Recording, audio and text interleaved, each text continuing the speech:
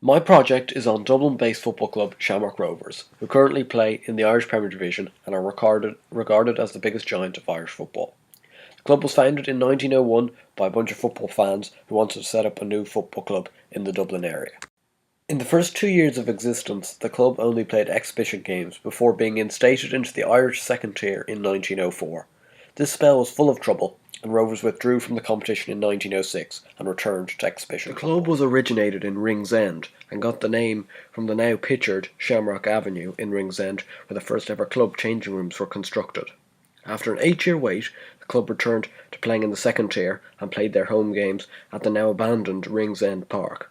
But 2 years after getting a lease for the ground, the county council overruled it and Rovers were subsequently banished from the league and returned to non-competitive. The club was reinstated into the second division in 1921, but was much more prepared for this entrance into the division. In that year they reached the final of the inaugural FAI Cup, where they lost to St James's Gate, who now play in Ireland's third tier, the Leinster Senior League. They also got promoted from the second tier and had a season of top-flight football to look forward to in 1922. Rovers entered the 1922 season as their first ever in the top flight and were considered rank outsiders. Despite all odds against them, Rovers won the title on first attempt and went 21 games unbeaten, scoring an incredible 77 goals in the process. After the conclusion of their fifth season in Ireland's top flight, Rovers had already clinched 3 league titles and 1 FAI Cup. This was followed up by further success in the 1930s, where they gained a further 3 league titles and 5 FAI Cups, producing Irish internationals such as Paddy Moore and Jimmy Dunne in the process. Their new home ground was Glenmalure Park, and crowds of over 30,000 would come to watch Rovers play. By 1949, Shamrock Rovers had established themselves as Ireland's most successful football club. They had amassed 44 major trophies, including 6 league titles, 11 FAI Cups, 7 League of Ireland Shields, 6 Leinster Senior Cups, 2 Dublin City Cups, 4 Intercity Cups and 8 President's Cups. From 1950 to 1970, Rovers continued to be the most successful club, despite having a few barren trophy spells. One of these spells was revolutionised by Paddy Code, pictured here as a Rovers player. His managerial style was based around young players and attractive football, and it was fair to say that his tactical style changed the face of Irish football during his legendary 11-year stay at Rovers, and his team was subsequently nicknamed Code's Colts for the amount of young players he had playing during his time at the club. From 1970 to 1983, not only Rovers but the whole League of Ireland suffered a drastic decline. Rovers' troubles were off the field, as a change in ownership led to severe attendance drops and selling of senior squad members. This culminated to Rovers finishing bottom of the Premier Division in 1975 for the first time ever, and had to apply for admission back into the league because there was no relegation system at the time. In 1977, Rovers unveiled Irish player manager John Giles as their new manager, much to most people's excitement. Despite signing high-profile Irish internationals such as Eamon Dunphy, his decision to change the kit from the traditional green and white hoops to plain white was not taken well by Rovers supporters. Also, his boring possession-based style of football was very unattractive, and after an unsuccessful 6-year spell, Giles resigned from the club. In the summer of 1983, Jim McLaughlin was appointed new Rovers boss. His response was to completely overhaul the squad and set up his select 11. His bold moves paid off, as his spell in charge of Rovers bred the success of 4 league titles in a row alongside 3 FAI Cups, and once again stamped Rovers' dominance of the country's domestic football. McLaughlin left to return to hometown club Derry, and it is still remains to be seen whether Rovers have ever had a better manager since. Shortly after their 4th league title in a row, the Kilcoyne owners decided to sell the much-adored Glenmalure Park, leaving the club with no home. Rovers spent their next 9 years residing in rivals Bohemians' home ground, Dalymount Park, now pictured, plus a 6-year spell in the RDS. Despite winning a league title in one of those years at the RDS, there was an air of unhappiness at the club due to the lack of a proper home stadium.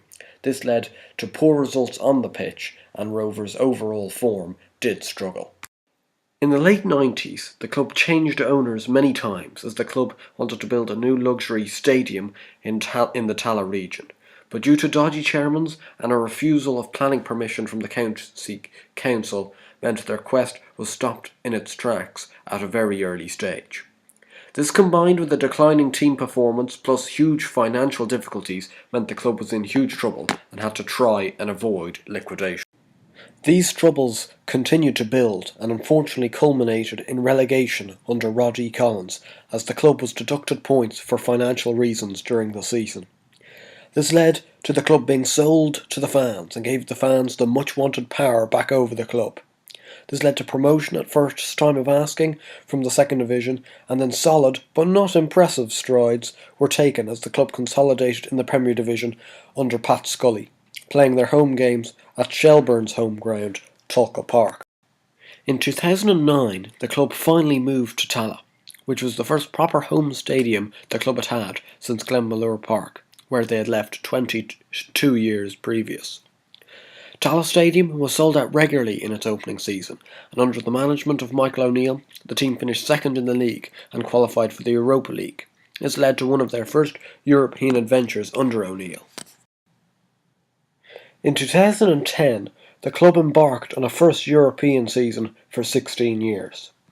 They entered in at the second knockout round of the Europa League and beat Bnei Yehuda of Israel.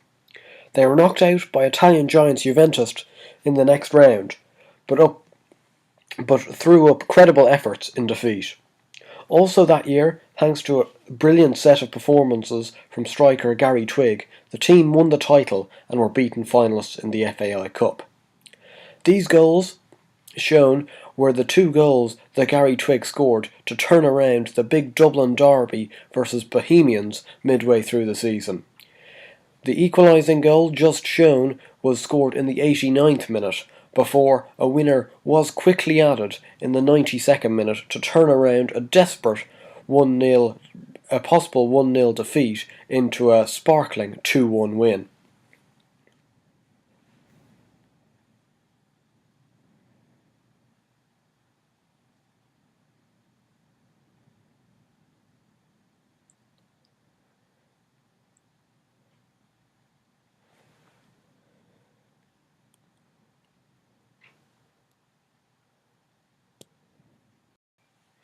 The 2011 season was Rovers' best season ever in the history of the football club.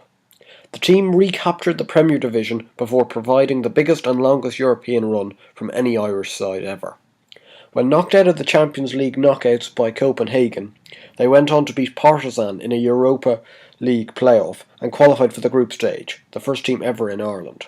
This video was recorded by one of the 52 away fans in Partizan. This was the goal that got them to the group stage.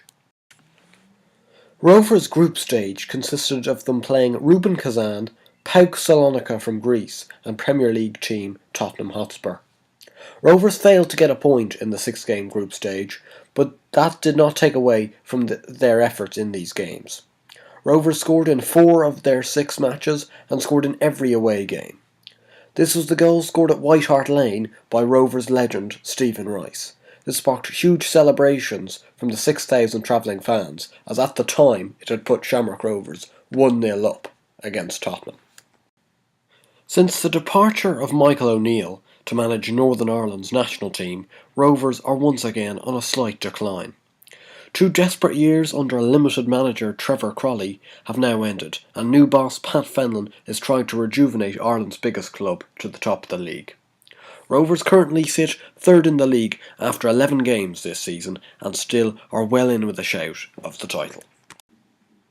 My personal interest in Shamrock Rovers came from my dad bringing me to games when I was younger. This season marks my 10th as a Rovers season ticket holder, and me and my dad are quickly approaching our 250th Rovers game together.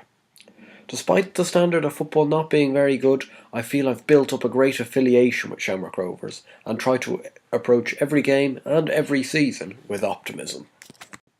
This concludes my project on Shamrock Rovers, and I hope that you have enjoyed it. I certainly hope that you may have learned a bit more about Rovers than you had initially known. Thank you.